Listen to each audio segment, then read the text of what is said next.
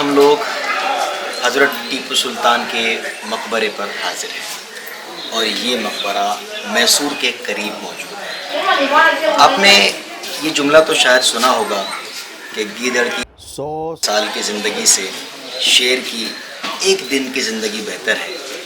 یہ جملہ کسی اور کا نہیں بلکہ خود حضرت ٹیپو سلطان کا ہے۔ اگر میں اس جملے کو تھوڑا سا اسلامک پرسپیکٹو میں اگر آپ کو بیان کرنا چاہوں، اسے شیر کی ایک دن کی زندگی بہتر ہے۔ شیر کی ایک دن کی زندگی سے مراد کیا ہے؟ آپ دیکھیں، چاہے جو کچھ ہو جائے، شیر اپنے حساب سے ہی جیتا ہے۔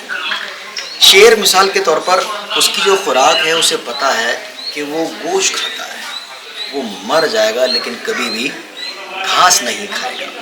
ہم مسلمان ہیں، ہم اپنی زندگی کو کس اعتبار سے گزار رہے ہیں، ہماری زندگی کیسی ہونی چاہیے؟ پیارے آقا صلی اللہ تعالیٰ علیہ وسلم کی تعلیمات ہمیں کیا بتاتی ہے؟ ہمیں بتایا گیا کہ مسلمان نے رزق حلال کھانا چاہیے، حرام نہیں کھانا چاہیے۔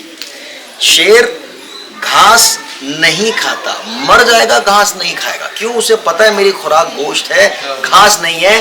اور ہم مسلمان ہیں، ہمیں بتایا گیا کہ ہماری خوراک حلال ہونی چاہیے، حرام نہیں، اور پھر بھی مسلمان کا حال کیا ہے؟ غور کرنے کی بات ہے اس جملے پر کہ ہم مسلمان ہیں لیکن بہت سے مسلمان شراب پی لیتے ہیں۔ شراب پینا اسلام میں جائز نہیں ہے، حرام ہے، ناجائز ہے اور گناہ کا کام ہے۔ ہمارے لیے شراب نہیں بلکہ اسلام نے تو ہمیں آب زمزم دیا ہے۔ اسلام نے ہمیں پیارے آقا صلی اللہ علیہ وسلم کی سنت بتائی ہے کہ ٹھنڈا اور میٹھا پانی پینا سنت ہے۔ بہت سارے حلال مشروبات ہے لیکن پھر بھی مسلمان شراب پیتا ہے، حرام کھاتا ہے۔ تو ہمیں اس چیز سے درس لینا چاہیے۔ شیر کی اگر میں بات کروں، حضرت ٹیپو سلطان کو کہا جاتا ہے کہ یہ شیر ہے۔ شیر کیوں کہا جاتا ہے؟ شیر کہنے کی بنیادی ایک وجہ یہ ہے کہ شیر کبھی بھی کسی کی نقل نہیں کرتا۔ شیر وہ خود اپنے آپ چلتا ہے، وہ خود اپنی چال چلتا ہے، وہ کبھی کسی کی نقل نہیں کرتا۔ اور آج کا ہمارا مسلمان، ہم مسلمان ہیں، we are Muslim ہیں، how we should be۔ مسلمان کا کام یہ ہے کہ وہ کسی دنیا دار کی نقل نہ کرے۔ شیر وہی کچھ کرتا ہے جو وہ اپنے بڑوں سے سیکھتا ہے، اپنی ماں سے، اپنے باپ سے، وہ جو سیکھتا ہے۔ ہم نے اپنے بزرگوں سے کیا سیکھا ہے، ہم نے وہ کرنا چاہیے۔ We are not here to copy others.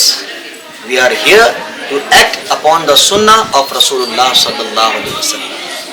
ہمیں اسلام یہ درس دیتا ہے کہ ہم نے پیارے آقا صلی اللہ تعالیٰ علیہ وسلم کی سنت پر عمل کرنا چاہیے۔ قرآن کہتا ہے لَقَدْ كَانَ لَكُمْ فِي رَسُولِ اللَّهِ أُسْوَةٌ حَسَنَةٌ، کہ اللہ پاک نے حضور کی زندگی میں تمہارے لیے نمونہ عمل رکھا ہے۔